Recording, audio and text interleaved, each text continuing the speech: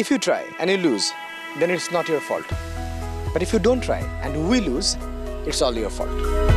Orson Scott কার্ডের উক্তিকে মাথায় রেখে সফলতার গল্পগুলিকে আরেকটু অনুপ্রাণিত করবার জন্য আমাদের এই প্রচেষ্টা।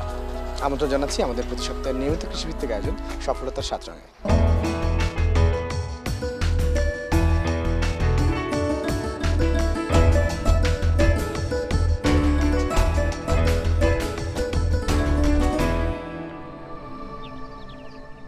আমরা আজকে এসেছি রাজবাড়ির কালুখালীতে। এখানে একটি সমবায় উদ্যোগে গড়ে উঠেছে একটি সাপের খামার। আমরা আজকে দেখব সাপের খামার।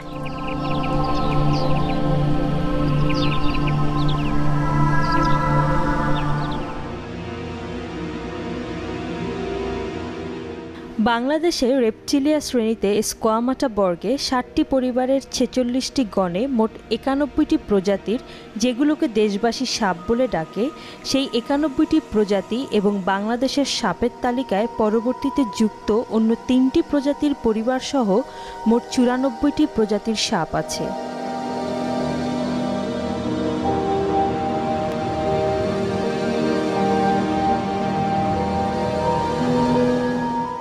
বাংলাদেশে প্রাপ্ত বিষধর সাপসমূহ মূলত এলাপিডি পরিবারভুক্ত।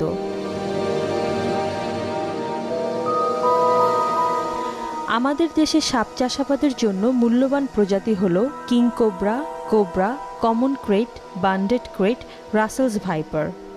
পরিবেশগত দিক থেকে চিন্তা করলে বাংলাদেশের সাপ ফার্মিংয়ের জন্য একটি সম্ভাবনাময় ক্ষেত্র। আমরা বাংলাদেশিরা ইদানিং সাপ ফার্মিংয়ের স্বপ্ন দেখতে শুরু করেছি।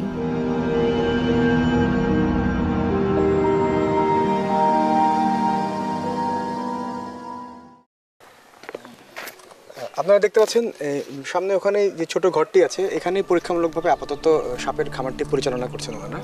চলুন আমরা ভিতরে দেখে আসি কেমন করে করছেন সবকিছু।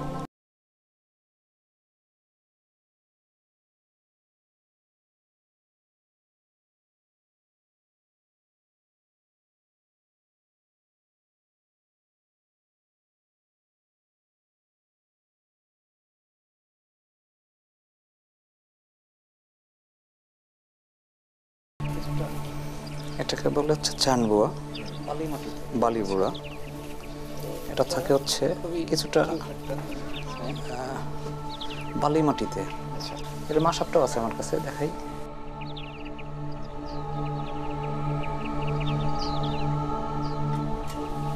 এটা আরেকটা প্রজাতি।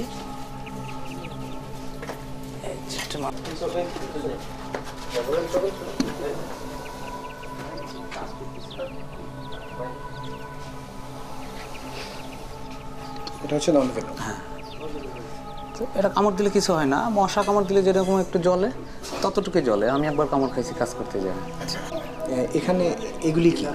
এটা হচ্ছে ইন্ডিয়ান কোবরা, নাজা নাজা, খয়া গোখরা। খয়া গোখরা বিষাক্ত। আচ্ছা আচ্ছা, মেল ফিমেল দুই রকম আছে এখানে। এই দুইটাই মেল, এখানে ফিমেল নেই।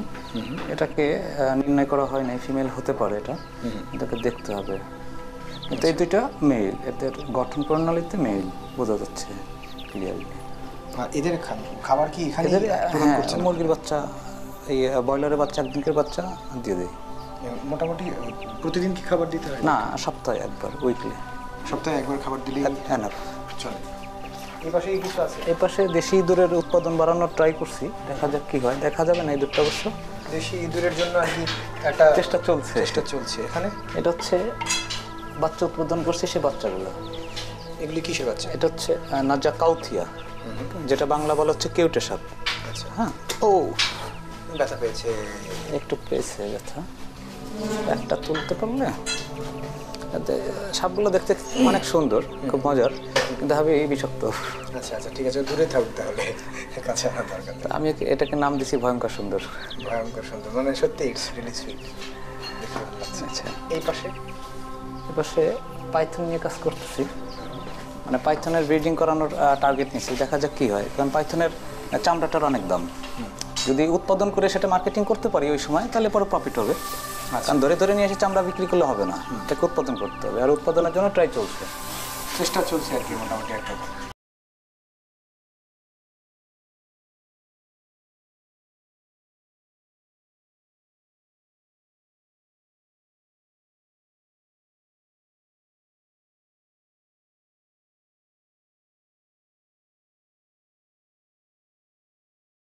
সুন্দর আরেকটা দেখতে পাচ্ছি, এটা কি? এটা হচ্ছে আমাদের দেশের বিলুপ্ত প্রায়, এটার নাম হচ্ছে শঙ্কিনী, বাংলা নাম, আর ইংরেজিতে বলে ব্যান্ডেড ক্রেট। হ্যাঁ, তো এটার যে পয়জনের যে তীব্রতা, এই একবার যে বাইট করলে যে ভেনমটা বের হয় ওর, তো 15 জনকে ইনজেক্ট করলে সে মারা যাবে, এবং এর অ্যান্টিভেনম আমাদের দেশে নাই। আচ্ছা, মানে একবারে যে পরিমাণ বিষ ইনজেক্ট করে তাতে ওটা যদি 15 জনকে আপনার ইনজেক্ট করা যায় তাহলে 15 জনই মারা যাবে। আচ্ছা আচ্ছা, এটা টেম্পারেচার এত হাই, ভয়ানক ভয়ানক। আর এর ভেনম রেটটাও অনেক ভালো মার্কেটে, আর এটা বাঁচানো খুব কষ্ট। তো গভর্নমেন্ট প্রায় 10 বছর আগে বিলুপ্ত ঘোষণা করছে এই সাপটাকে। এটা কি আমাদের দেশের লোকাল? হ্যাঁ, লোকাল। আচ্ছা, ঠিক আছে, ওকে ফাইন। ওর ফুড হচ্ছে নির্বিষ সাপগুলা, নির্বিষ সাপগুলি তো ওকে ও খায়, এটা হচ্ছে ওর খাবার। তো এগুলোকে উৎপাদন করতে পারলে অনেক প্রফিট হবে আমাদের দেশের জন্য। আমাদের আগে অ্যান্টিভেনম রেডি করতে হবে এটার জন্য, তাহলে উৎপাদন সম্ভব হবে। তাহলে এটা নিয়ে কাজ করা তো একটু না, করা সম্ভব হবে না। সম্ভব। এই পাশে গোকরা আছে, মানে গোকরা এক জায়গা বেশি রাখলে তো প্রবলেম, কারণ ওরা অনেকটা মারামারিও করে, ঝামেলাও করে। তো এই জন্য গোকরাগুলো এই পাশে রেখে দিছি, পাশাপাশি রাখা। পাশাপাশি রাখা, খড়টর দিয়ে রাখতে হয় শীতের সময়, যেন ওরা একটু টেম্পারেচার সেভাবে মেনটেন করতে পারে আর কি, তাই তো? আর এই পাশেরটা আছে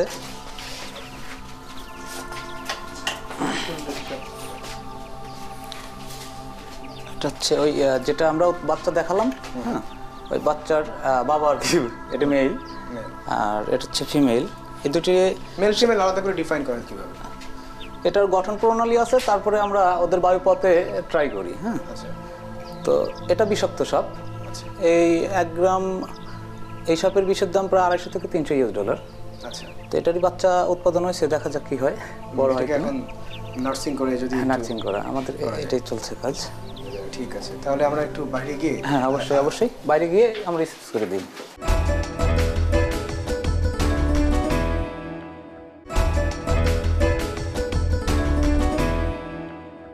আমরা এখন কথা বলবো রাজবাড়ী স্নেক ফার্মের প্রধান উদ্যোক্তা জনাব রবিউল ইসলাম রঞ্জু সাহেবের সাথে।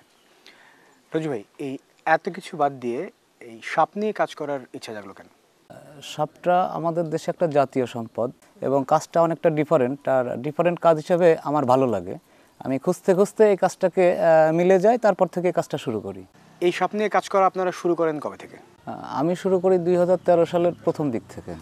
এই যে বিষাক্ত সাপ নিয়ে আপনি যখন কাজ করা শুরু করেন, তখন পারিবারিকভাবে কি কোনো সমস্যা ফেস করেছিলেন? পারিবারিকভাবে প্রথমে প্রচণ্ড বাধা দিছে। আমি আমার মাকে বোঝানোর সক্ষম হওয়ার পরেই মায়ের অনুমতি নিয়ে কাজ শুরু করি।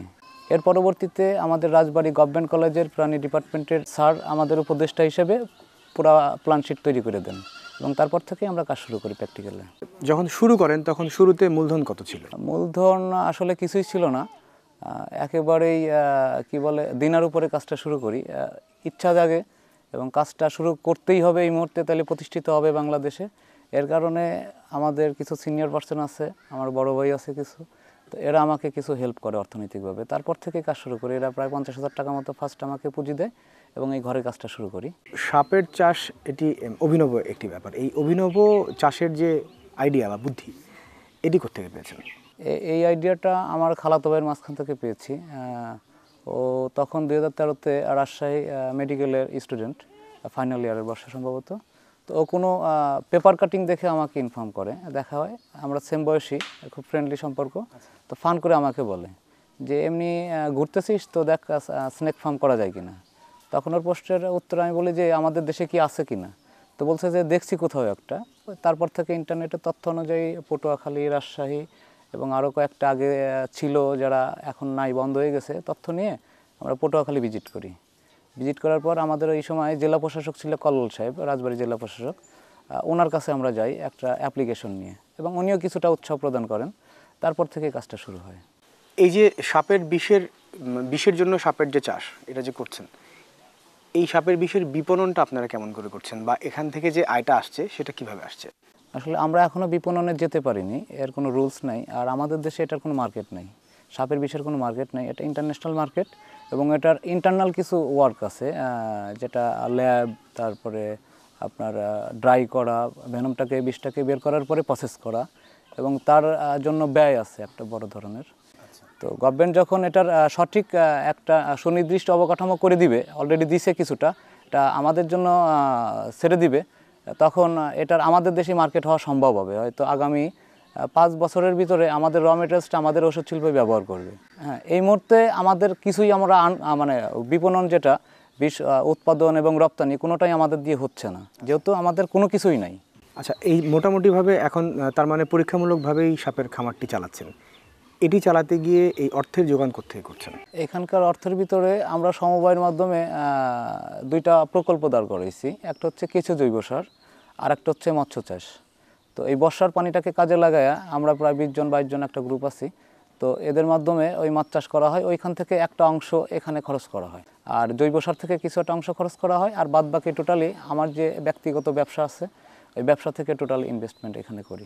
মোটামুটি কতজন শ্রমিক, মানে কতজন কাজ করছে এখানে? এখানে এই মুহূর্তে কাজ করছে 4 জন, 2 জন সাপুরিয়া, একজন এখানে সকাল থেকে সন্ধ্যা পর্যন্ত দেখার জন্য, আর আমি নিজে পারিশ্রমিক মানে নিজেরটা নিজে কাজ করি। এইভাবে আমরা 4 জন কাজ করছি। আর কখনো কখনো যদি কখনো লোক বেশি দরকার হয়, আমাদের যে 20 জন আছে এদেরকে আমরা ইনক্লুড করি। এখানে যারা কাজ করছে তাদের নিরাপত্তার ব্যাপারটা কেমন করে দেখছেন? মানে কোনো অ্যান্টিভেনম বা এরকম কোনো ব্যবস্থা কি নেওয়া আছে? প্রাইমারি ট্রিটমেন্টটার প্রশিক্ষণটা নিয়ে রাখছি, যে যাতে 6 ঘন্টা বা 8 ঘন্টা লংজিভিটি তার লাইফটা হয় এবং হাসপাতাল পর্যন্ত যাওয়া যায়। তো সরকারের ঝাড়ফুঁকে আসলে ঝাড়ফুঁকে এগুলো টোটালি বাজে, ঝাড়ফুঁক গাছ এগুলা কিছু হবে না, এটার ইনজেকশনটাই ইম্পর্টেন্ট। এই যে আপনারা কাজ করছেন সাপের উপরে, এইটার উপরে কি প্রাতিষ্ঠানিক কোনো ট্রেনিং কি আপনাদের নেওয়া আছে?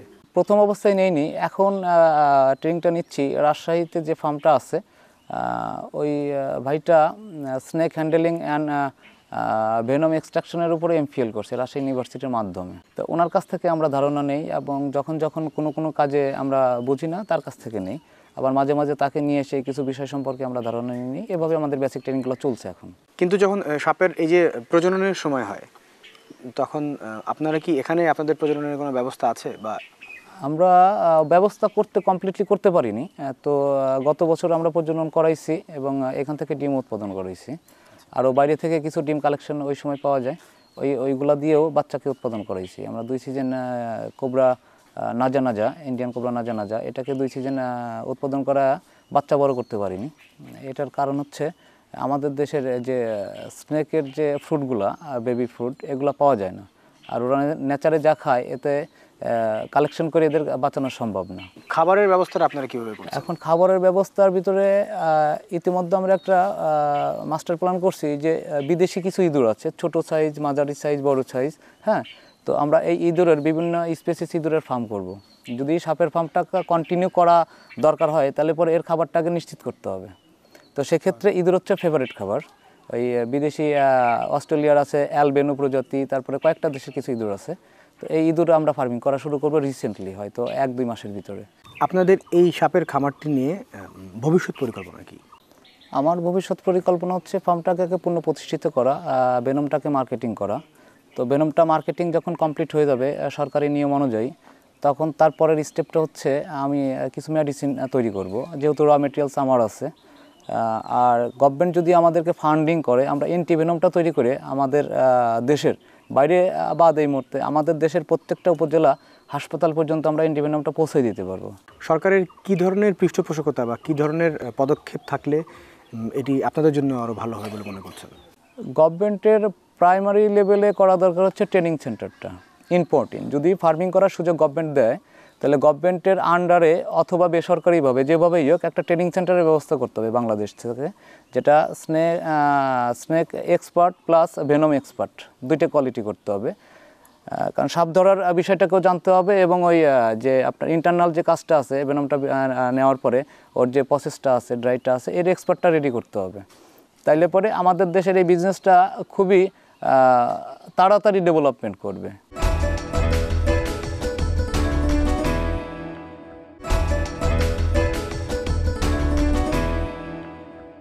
রঞ্জু ভাই, এটা কি সাপ? এটা হচ্ছে র্যাট স্নেক, দারাস সাপ। এটা কৃষকের বন্ধু হিসেবে পরিচিত। এটা ইঁদুর খায় প্রচুর, খাদ্যশস্য রক্ষা করার জন্য দারাসটা খুবই দরকার ইঁদুর নিধনের জন্য। তো এই কারণে এটা নির্বিষ সাপ, এই কারণেই আমরা এটাকে আপাতত ব্রিডিংয়ের চেষ্টা করছি। এরপরে এটা কি? এটা ছ্যানবোয়া। মানে ভিতরে যেটা দেখলাম, হ্যাঁ ওই পাশটা বাই গেলাম, ওই পাশটা ছানবো। স্যান্ডবোয়া। স্যান্ডবোয়া মানে হচ্ছে যেটা বালিতে থাকে normally। কিন্তু হচ্ছে যে আপনার আমাদের দেশে কি এটা কি আমাদের দেশের সাপ? আমাদের দেশি সাপ। আচ্ছা, আমাদের দেশে 94 প্রজাতির সাপ আছে। 94 প্রজাতি? 94 প্রজাতি আমার কাছে যে তথ্য আমরা এই পর্যন্ত কালেকশন করছি।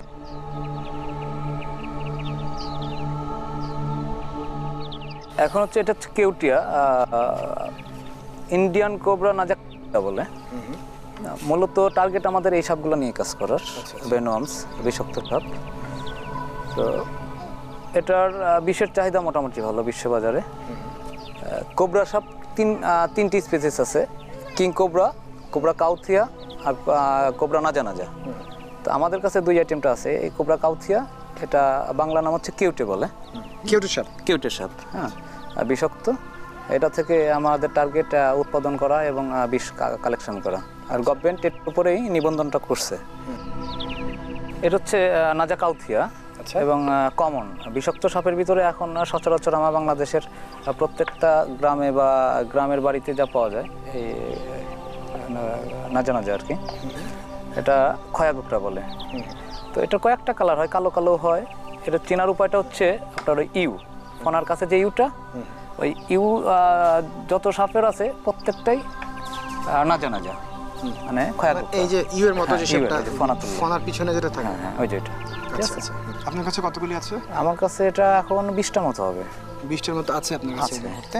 আপনি আরো কালেক্ট করে যাচ্ছেন? কালেক্ট কম করছি এখন, কারণ এর একটা খরচ আছে। তো এটির বিষ কি বাজারে বিক্রি হয়? হ্যাঁ, এটির বিষের দাম কেমন? রেট প্রাইস এটা এখন কোবরা ভেনমের দাম হচ্ছে সম্ভবত ড্রাই ভেনম, যেটা ইন্টারন্যাশনাল মার্কেটে $350 হতে পারে, 300 থেকে $350 এখন চলছে। এটা হচ্ছে শঙ্কিনী বাংলা নাম, আর ইংরেজিতে বলে ব্যান্ডেড ক্রেট। ব্যান্ডেড ক্রেট, হ্যাঁ। তো এসবটা হাই ভেনমস, হাই ভেনমস, অনেক বিষাক্ত। তো এসবটা আমাদের দেশ থেকে গভর্নমেন্ট জরিপে প্রায় 8 থেকে 10 বছর আগে বিলুপ্ত ঘোষণা করছে, যে এই সাপটা পাওয়া যায় না। তো আমি ফার্ম করাকালীন আমাদের দেশীয় সাপ, হ্যাঁ দেশীয় সাপ, এর ভেনমটাও খুবই কার্যকর এবং রেটটাও অনেক বেশি।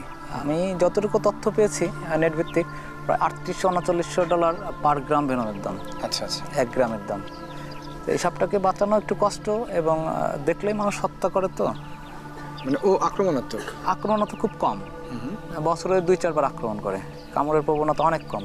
যেভাবে ধরে আছে এটা ফ্রেশ সাপ, কিন্তু আক্রমণ করতে পারে, কিন্তু চাইলেই উল্টার দিকে ঘুরে আক্রমণ করতে পারে, এবং খুব ফাস্ট। ও যখন বাইট করে 1 সেকেন্ডে 3 থেকে 5 বার পর্যন্ত বাইট করার ওর যে গতি।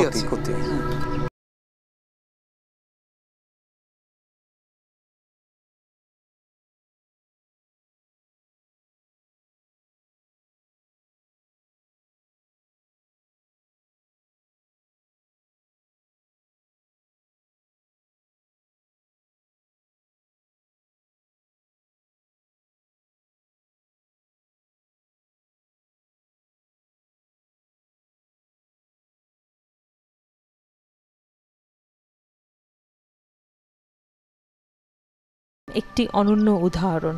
আমরা রবিউল ইসলাম রঞ্জুর এই সাহসী উদ্যোগের সাফল্য কামনা করি।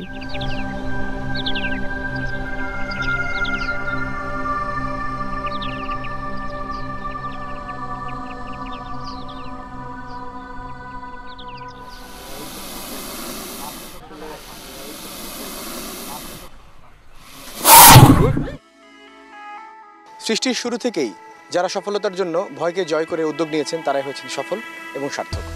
আমাদের এই অনুষ্ঠান যদি আপনাদের ভালো লেগে থাকে, তাহলে যোগাযোগ করুন এই